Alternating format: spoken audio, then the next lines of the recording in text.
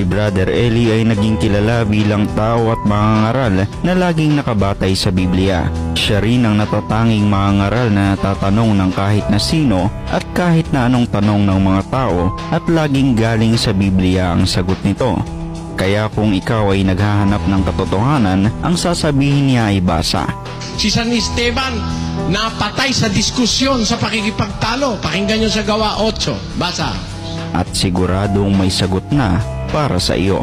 At kung ikaw naman ay isang pastor na nagsasabi ng mali, ay tiyak na titiklop ka sa kanya. Pag nabasa ko, tatanggapin mo, talo ka na. Talo po, Mr. Soriano. Talo ka na. O, sige ha. Moderator, saksi kayo ha. Pag nabasa ko na masama ang sigarilyo, talo na siya ha. Tapos na diskusyon. Eto ha.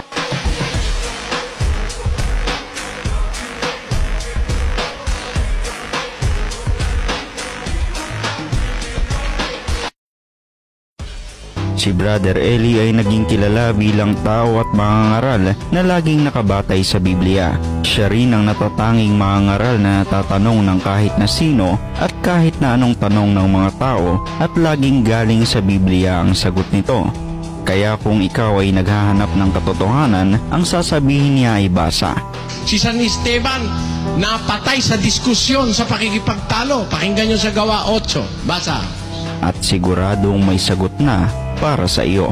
At kung ikaw naman ay isang pastor na nagsasabi ng mali, ay tiyak na titiklop ka sa kanya. Pag nabasa ko, tatanggapin mo, talo ka na. Talo po, Mr. Soriano. Talo ka na. O, sige ha. Moderator, saksi kayo ha. Pag nabasa ko na masama ang sigarilyo, talo na siya ha. Tapos na diskusyon. Eto ha.